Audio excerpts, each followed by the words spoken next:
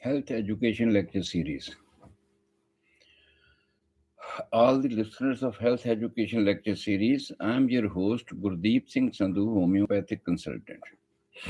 And I'm here at 9701 Sarah N. Court, Dublin, California, 94568.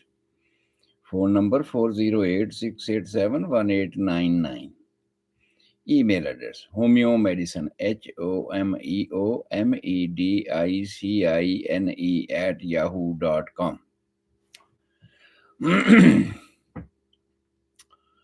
And I'm here to deliver another lecture of our series of lectures of Health Education Lecture Series.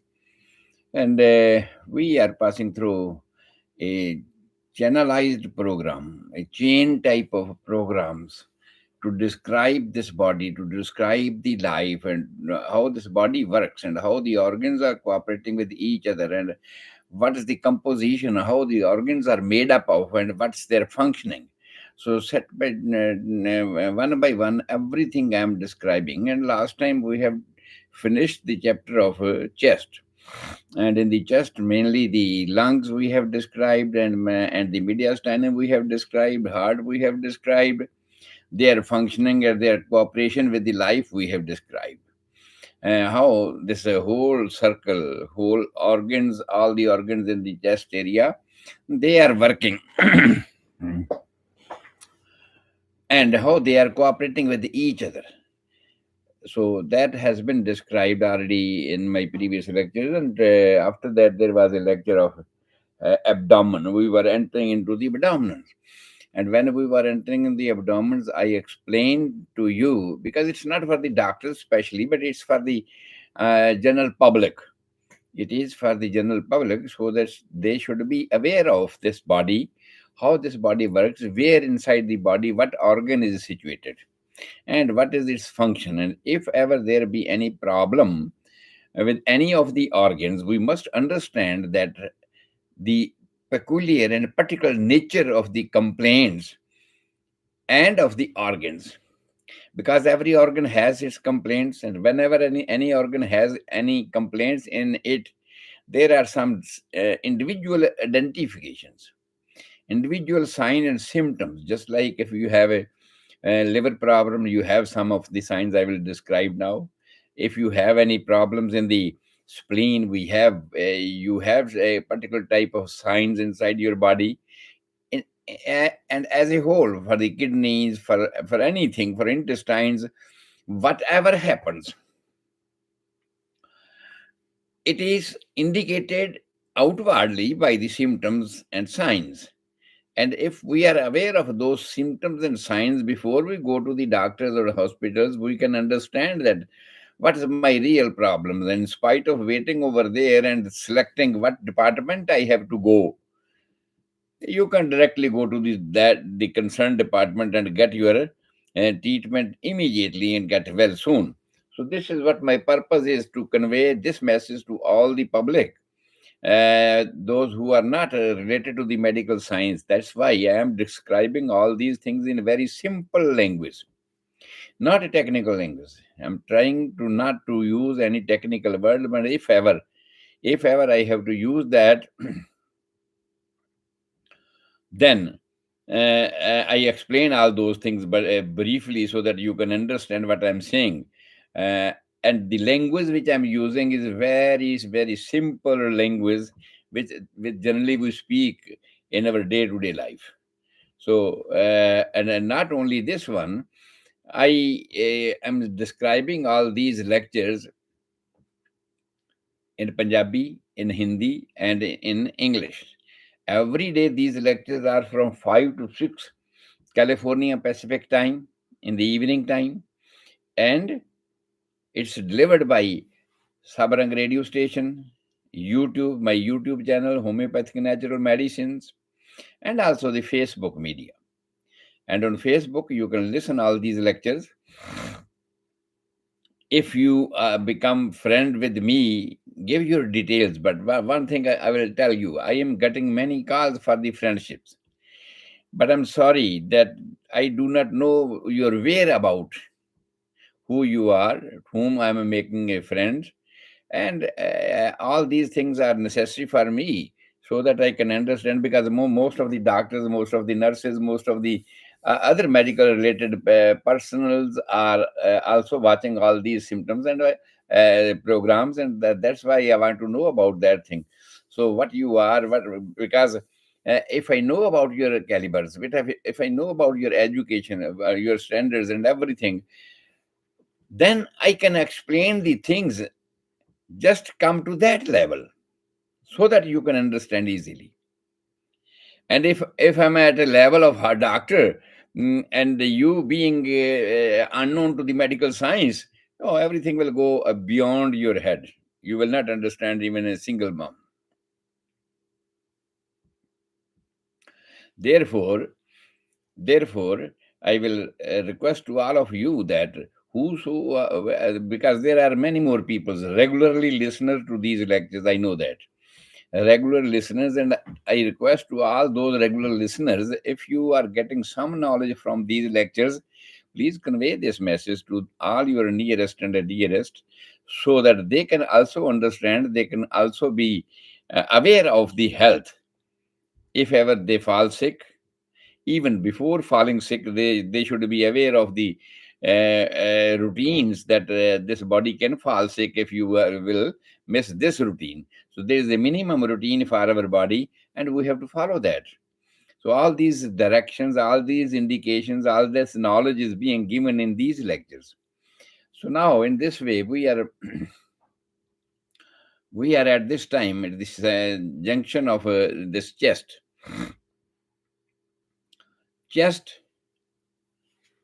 we have already described. And after that, we are entering into the abdomen.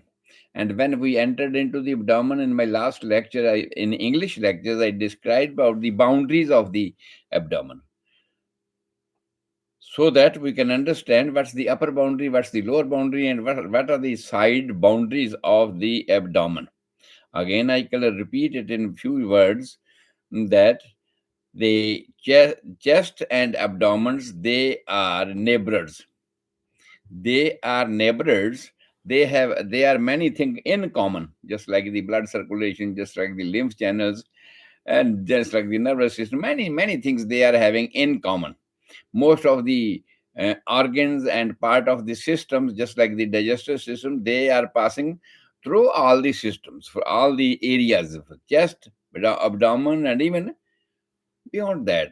So that's why I'm describing all these things one by one to you, and I have described it in my previous lectures.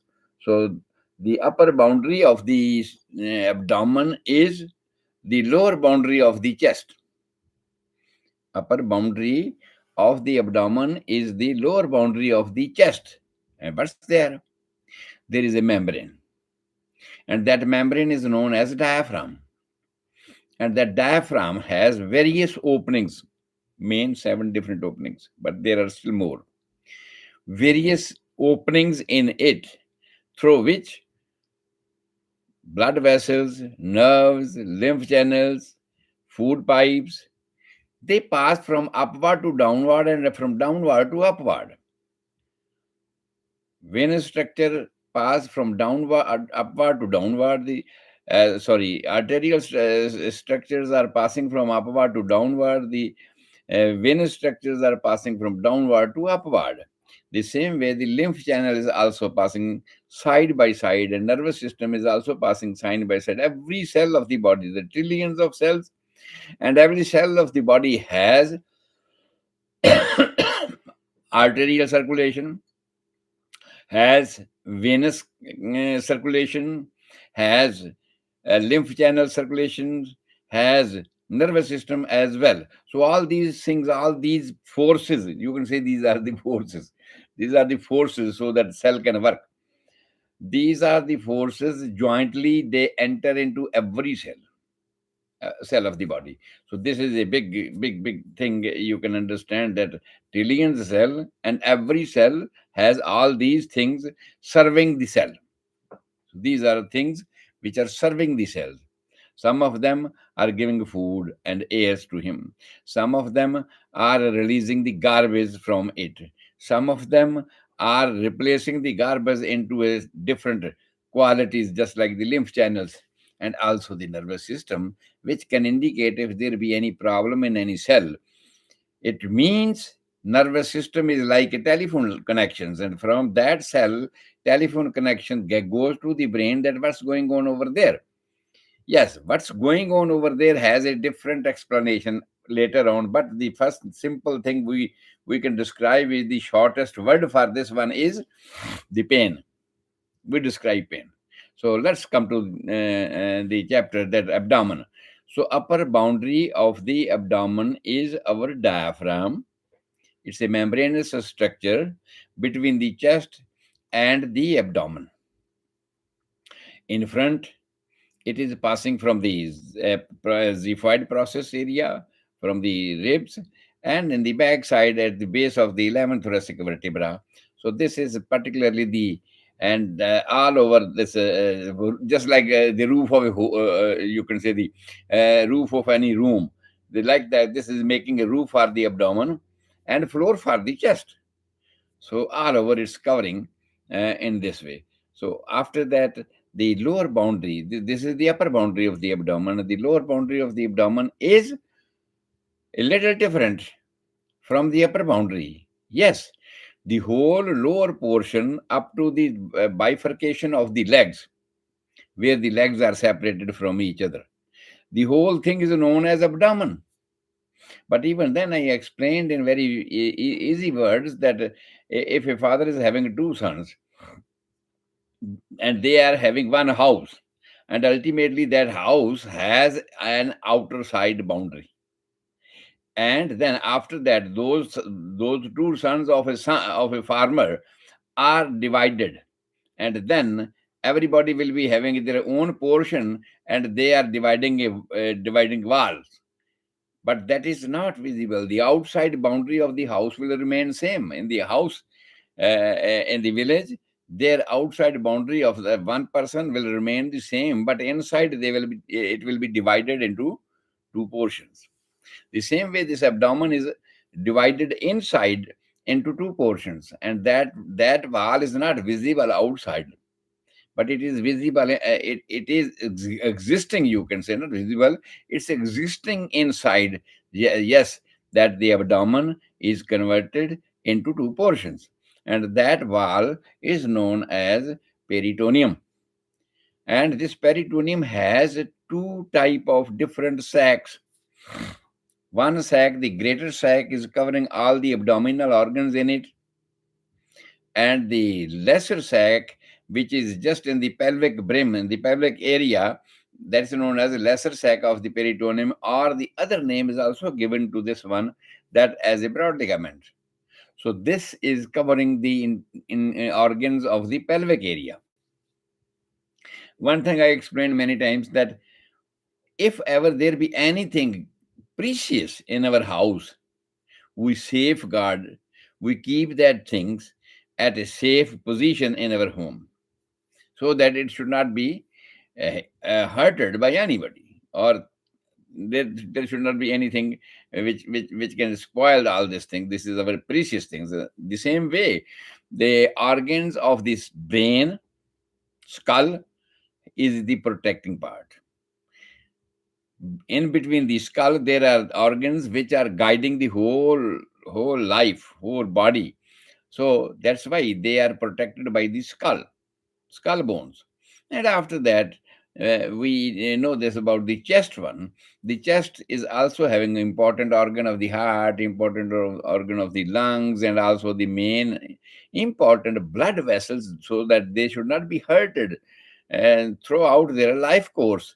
If they are hurted, if they are uh, changing in their structures or anything else, it will be dangerous for the life.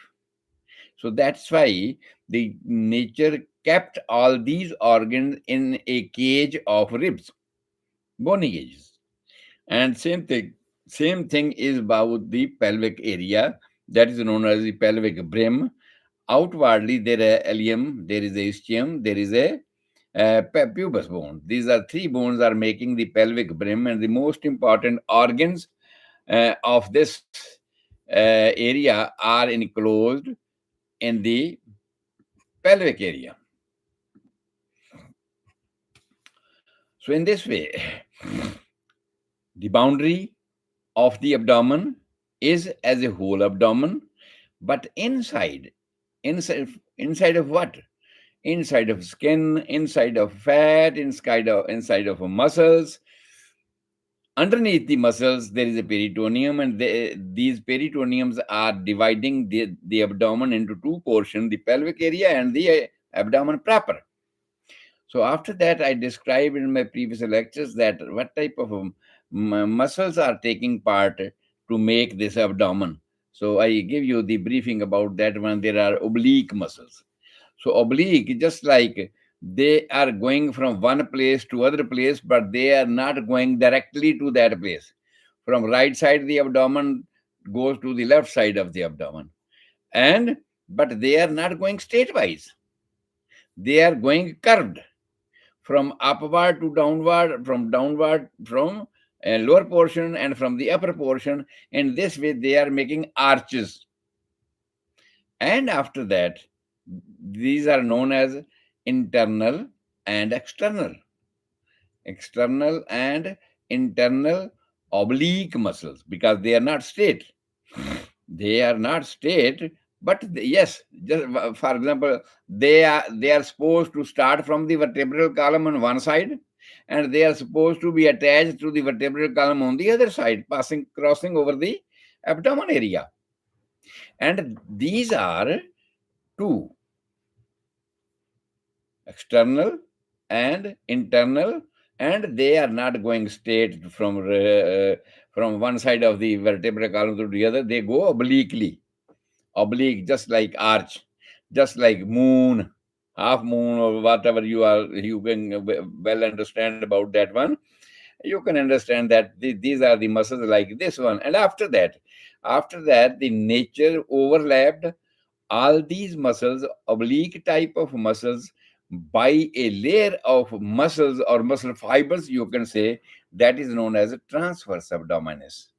So transverse means they are going directly from one side of the vertebral column to the other side of the vertebral column. So one side to other side, they are going, and in this way, this one side and the other side, they are known as because they are going crossing over the abdomen directly, not obliquely. So they are overlapping these curved side of muscles, or the oblique type of muscles, and this is known as transverse abdominis. And after that, to bind up all these, to make them overlapped and just bind a bundle, you can say, one other muscle is arising from the ribs, lower portion of the seventh ribs up to the 10th ribs. They are attached, the fibers are attached to them, and they go directly downward, but they are leaving a blank portion of the umbilical cord, umbilicus. Okay. And then downward, they are attached to a brim which is formed by the inguinal ligament. So I have described about the inguinal ligament, that the inguinal ligament is a beam, you can say, just like we construct the houses and we make the walls, and there is a beam overlapping. So this inguinal ligament is a beam to form the pelvic structure. So that inguinal ligament starts from the highest point of the iliac crest, because there are three bones of the hip: pubic, ilium, ischium. The topmost bone is known as ilium, and on the topmost bone, the upper portion is known as iliac crest, and on the iliac crest, there is a one tuberosity with which this inguinal ligament is attached on right side. The same thing on the left side, the ligament is attached to the iliac tuberosity.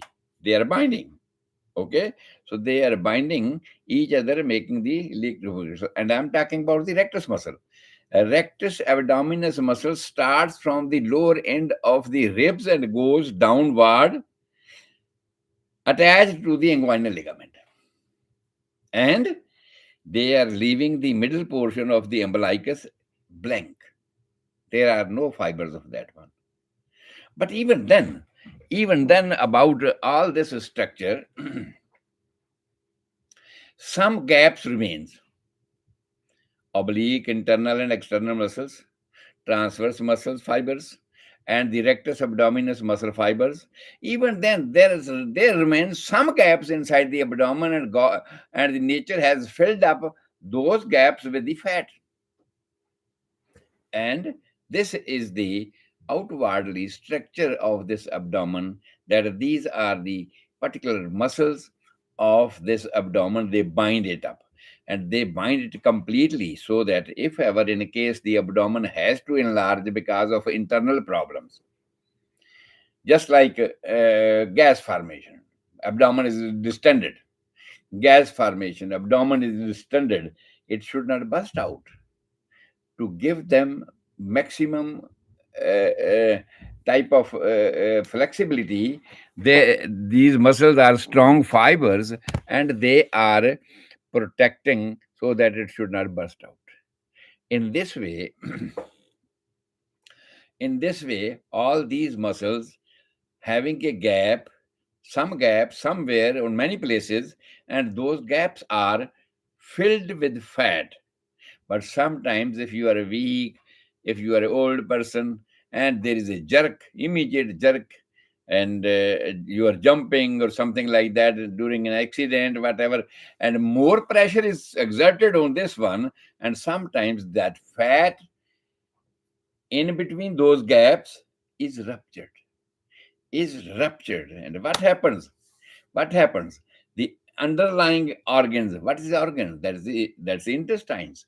The underlying organs, or you, in other words, you can say the coils of small intestine. They try to bulge out through that gap, that gap is formed by the breaking up of the fat. So that is known as hernia.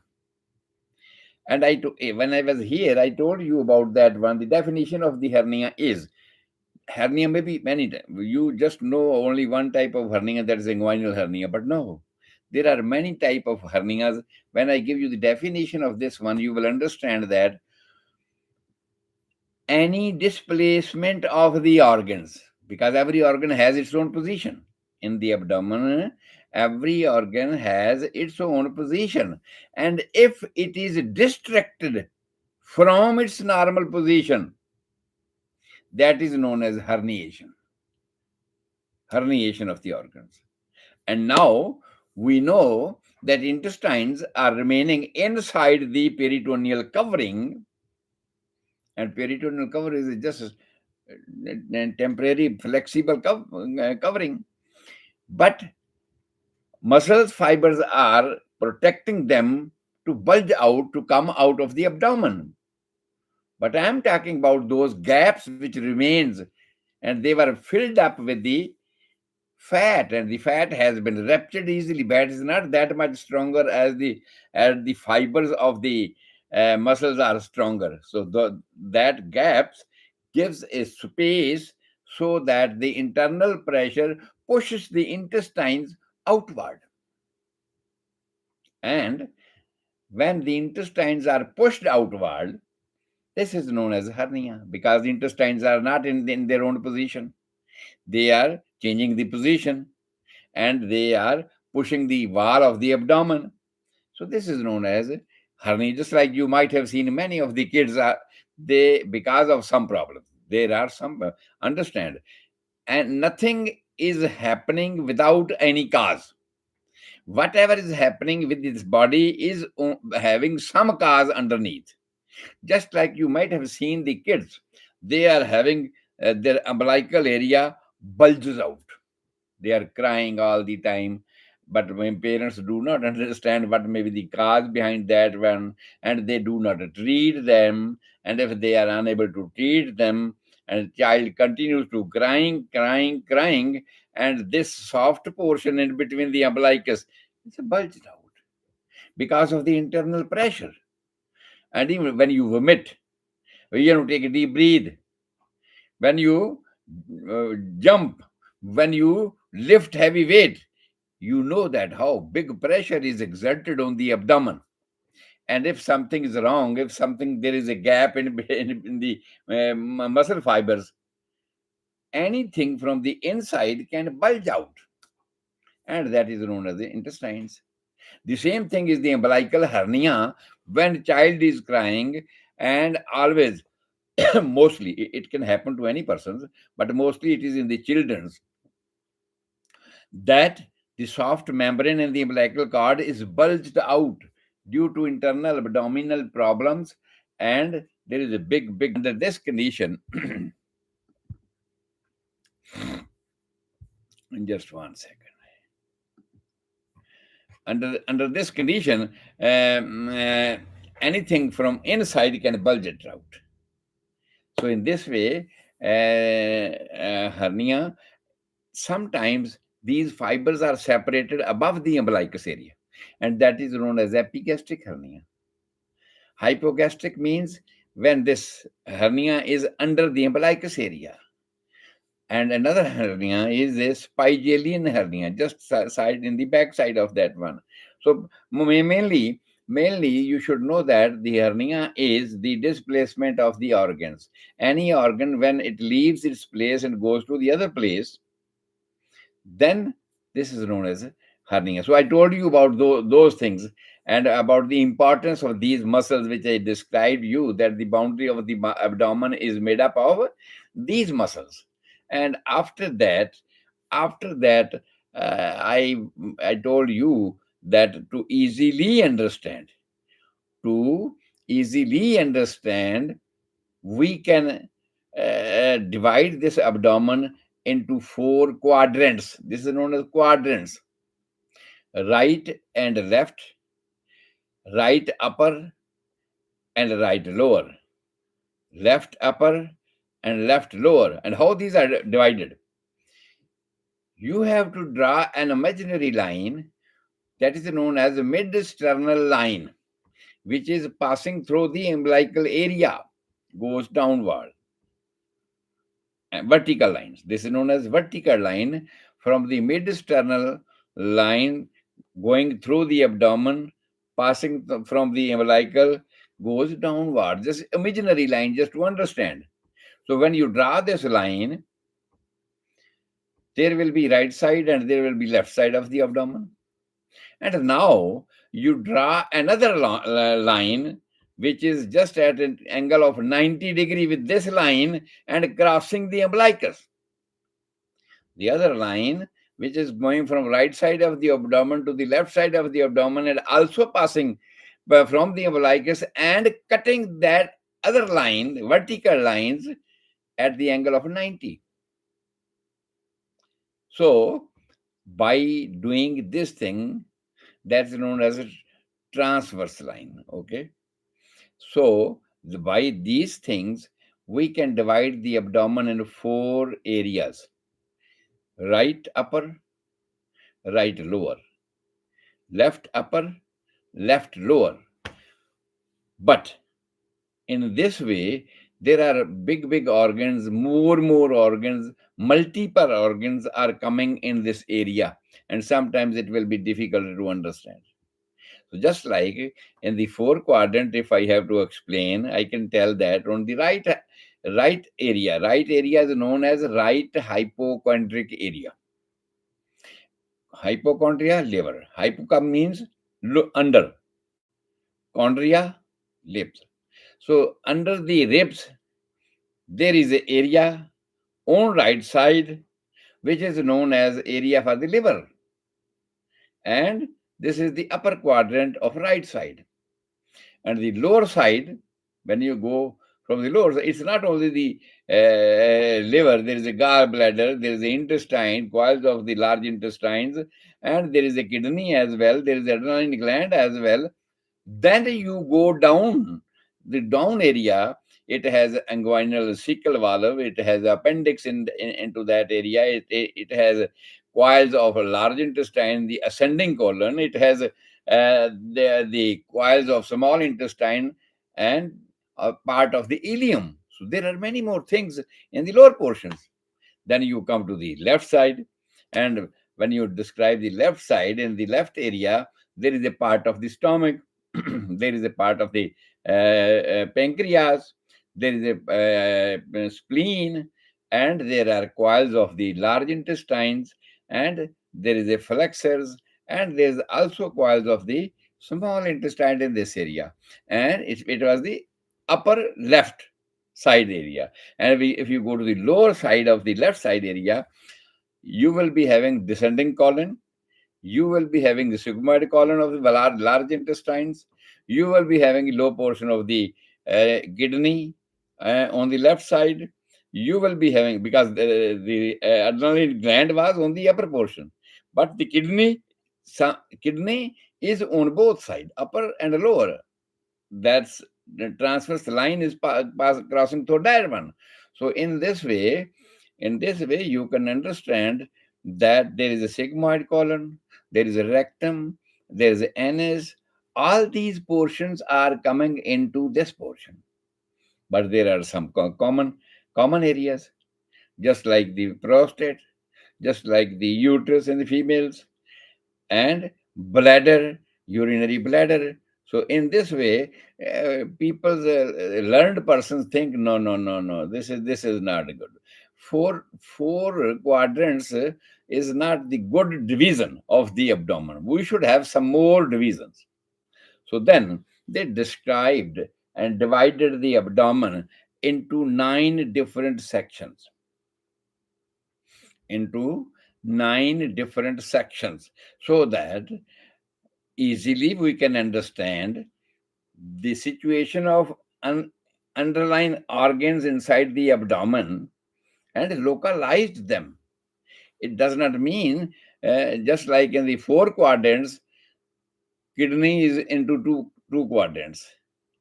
Sometimes one organ is also in the upper quadrant, and also the half portion of that is in the lower quadrants. So sometimes it makes difficult to understand. But to clear this doubt, learned persons divided the abdomen into nine different parts. And those nine different parts are that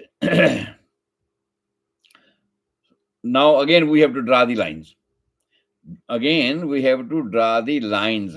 So, in spite of drawing one vertical line, now we will draw two vertical lines.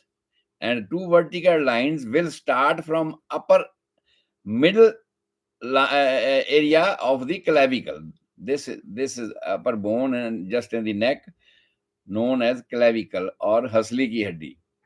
So from the middle of that haddi, that bone, clavicle, if we send vertical two lines, will go up to the inguinal area, inguinal ligament. So by these two lines on both sides, these are known as mid clavicular lines. Just like the previous one was the mid sternal line, because it was passing from the sternum areas. But this line, we are saying these are two lines on both sides of our neck, and they are starting from the middle of the clavicle. Middle of the clavicle, and they are going also down vertically, and ultimately up to the inguinal area. Though these are imaginary lines, we are not cutting it, we are not stitching it, we are not doing anything. Just to let you understand what are the organs, where they are in the area. For that, we are drawing these imaginary lines. So, imaginary lines, now we will draw two lines from the mid clavicular area downward on both sides, right clavicle, left clavicle. And from the middle of these two clavicles, vertical lines. And now, if you draw vertical lines, two lines, then automatically your abdomen will be divided into three portions. Three portions. And now, come to the other things. Draw another line that is known as subcostal line. Costa means rib. Sub means underneath, where our ribs are finishing, the last ribs. From the last ribs, the under portion or the under boundary of lowest rib, and you cross them. This is also imaginary line. And when you cross this line, draw this line, imaginary line, from the lower portion of your ribs, right side, and the lower portion of your ribs and the lower side, then you will see the abdomen is divided into six different portions. The upper remains three portions, where because the ribs are going up to false ribs and they are having a gap in the abdomen.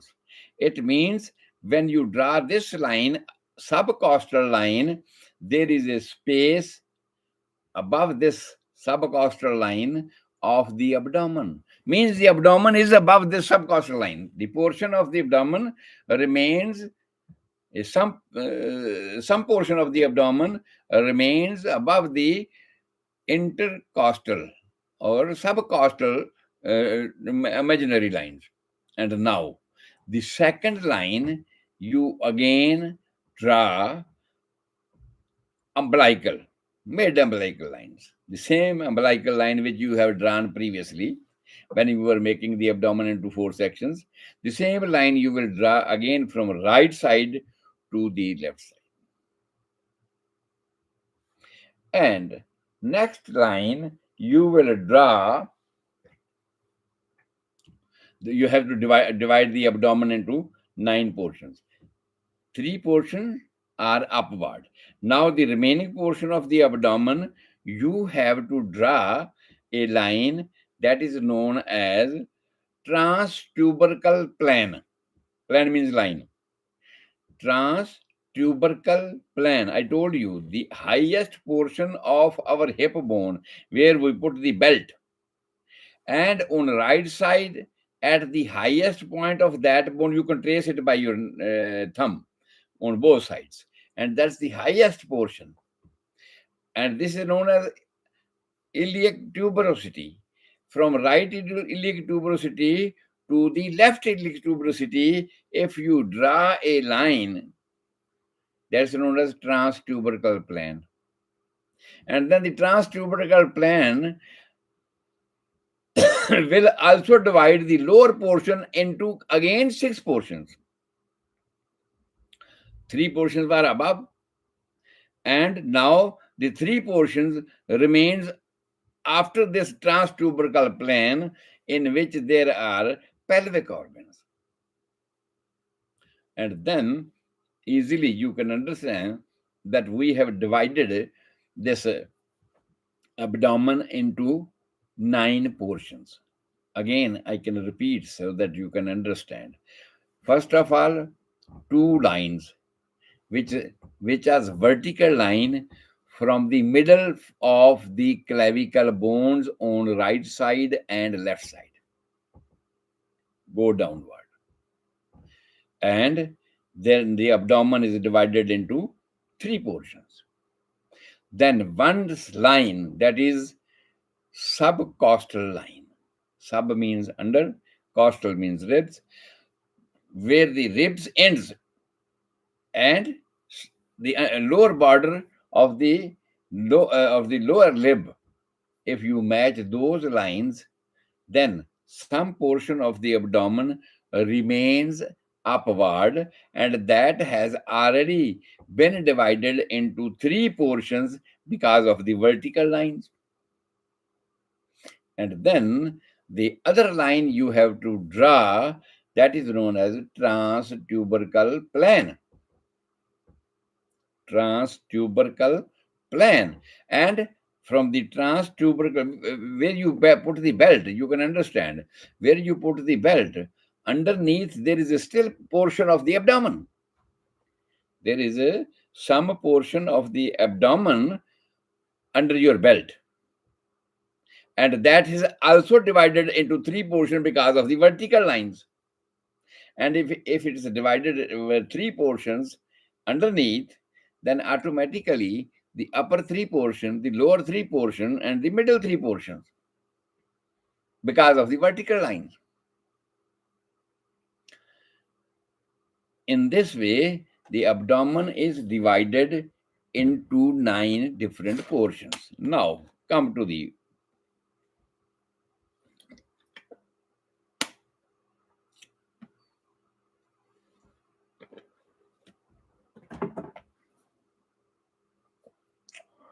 so now 1, 2, 3, 4, 5, 6, 7, 8, 9. 9 sections, and I will give you the description of all these 9 sections. If you touch one sections, I can tell you what are the organs underneath that one. First, right side. Start with the right side. The right side, under the ribs portion, which is just above this line, under the ribs portion of abdomen, is known as right hypochondriac region. Hypochondriac, hypo means niche, under. It's a portion of the liver where right side of the liver remains in right hypochondriac region. And also the large intestine, which is coming from underneath on the right side and going to the left side, it has a flexor, a turn, diversion. So that diversion is known as hypochondriac flexion. This is flexor, means the large intestine coming from downward, upward, and the hepatic liver. Other name of the liver is hepatic. So this is known as hepatic flexor. Flexor means turn, diversions. So on right side, in the right hypochondriac region, there is a portion of the liver, major portion of this, you can say, portion of the liver plus ascending colon. Ascending colon means a portion of the large intestine which is going upward, and under the liver area it's going to the left side, and the turn, where it turns, the large intestine turns to from right to the left side, is known as flexor, and name is the right hepatic flexor. In this way the line has moved to that one. Underneath, in this portion, in the normal stages, there is a gallbladder. Gallbladder lies under the liver. So it means gallbladder is there. And accessories of the gallbladder, just common bile duct. Okay. Bile duct and common bile duct. All these things are there. So if ever anybody say, I'm having a pain over there, preliminary, it goes that he may be having some liver problems. He may be having some gallbladder issues, or he may be having some gas formation in the intestine. That's why he is feeling like that one. So in this way, we can figure out there are only few organs came in this section. Second, from this right portion, if you go to the left side area is that area where two side ribs are separating from each other. From upward, sternum bone is coming up, with which the ribs are attached. And underneath, there is a gap between the ribs, and that portion is known as, in between the ribs area, that portion is known as epigastric area. Epi means above. Gastric means stomach. Means underneath this area, there is a stomach. Very easily, we can understand that epigastric area. Gastric means stomach, epi means above, upper. So above area of this, in between the ribs, when the ribs are separating and there is abdomen, And in that area, in the center, in the middle, is known as epigastric area. Again, we are going to the left side. Sorry, let me tell you, stomach and also the transverse colon. The intestine, large intestine, was moving from right side to the left side. And that large intestine, that's the transverse colon.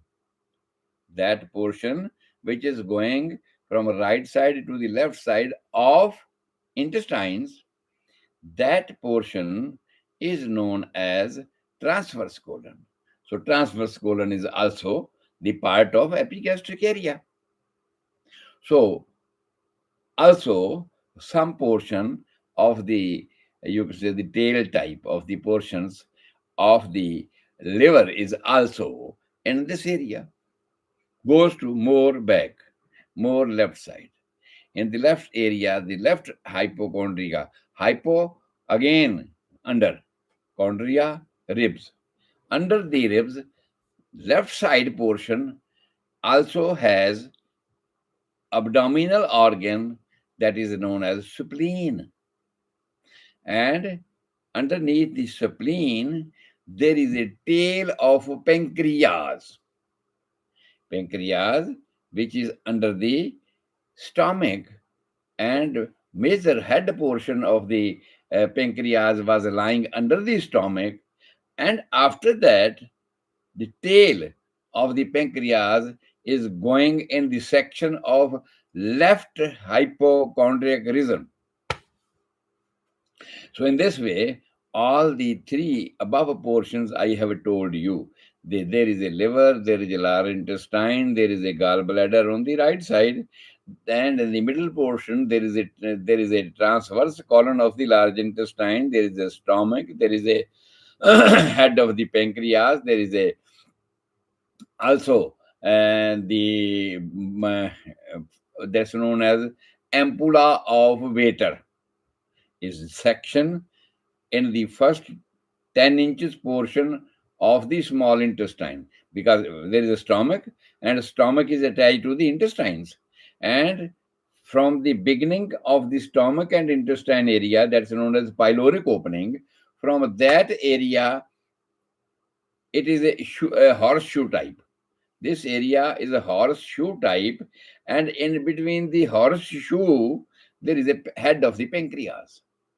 And also in this area, there is a section of the intestine which is known as ampulla of Vater. In this ampulla of Vater, the pipe coming from the pancreas and pipe coming from the liver for the gallbladder are attached to the intestines. So it means in this epigastric area, the important structure is the pancreas, the important structure is the bile duct. All these things are in this area, including the stomach. Go to the again third area on the upper side. There is a spleen, but some portion of the liver, tail you can say, the tail of the liver remains in this area, and spleen as well. That is known as splenic area.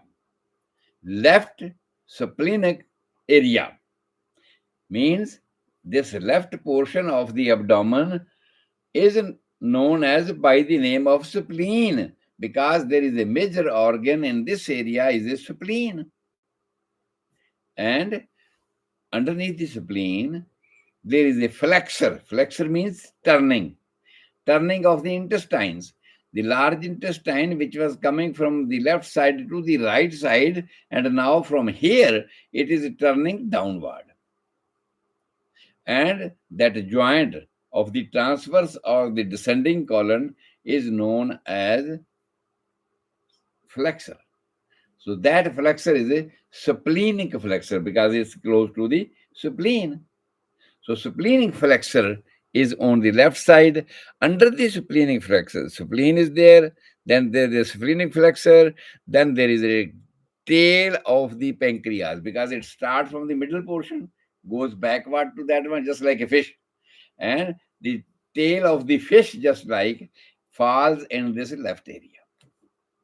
So this is what all the three sections I am telling you. But tomorrow I will describe the other six sections in the beginning, and that portion, that lecture will be in Hindi or maybe Punjabi or Hindi, so whatever will be. So according to that, I can describe where organs are situated, where is the position of any particular organ in the abdomen, and if there be any pain in any area of the abdomen, how we can recognize that what organ is affected. There is a individual character of the pain. Suppose if there is a kidney pain, it has its individual character. If there is a pain in the gas or intestines, whatever, it has its different character. If the pain is having in the any liver area or any bile duct or something like that, it has a different characters. So all these things I will tell you, explain you that how you can recognize that whether this is the liver pain, whether this is a gallbladder pain, whether this is a stomach pain, whether this is a pancreatic pain, whatever. So everything you can know in these lectures one by one. Today, my time is over, and tomorrow, perhaps it will be Hindi lecture.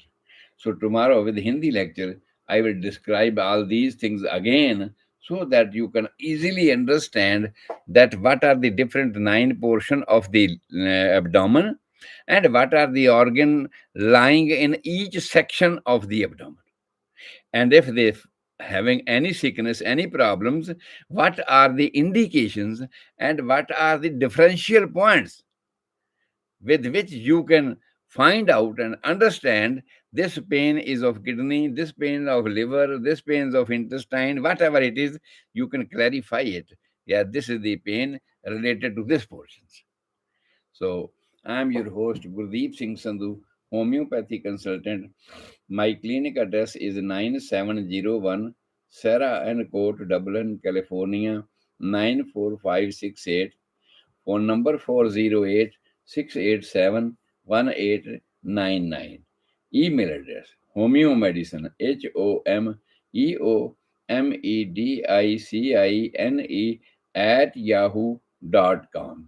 So, anytime when you are suffering from any disease at any age and you are tired of the treatments, please call me for second opinion of your disease as well as why your treatment is not progressing or progression is stopped. I can tell you according to the nature's principle what are the hurdles of your cure. So we can remove those hurdles and you will get well soon. So if you want to learn this knowledge, please call me 408 687 1899. God bless you all. We'll see you tomorrow with a Hindi lecture of sections of the abdomen. Thank you. Bye.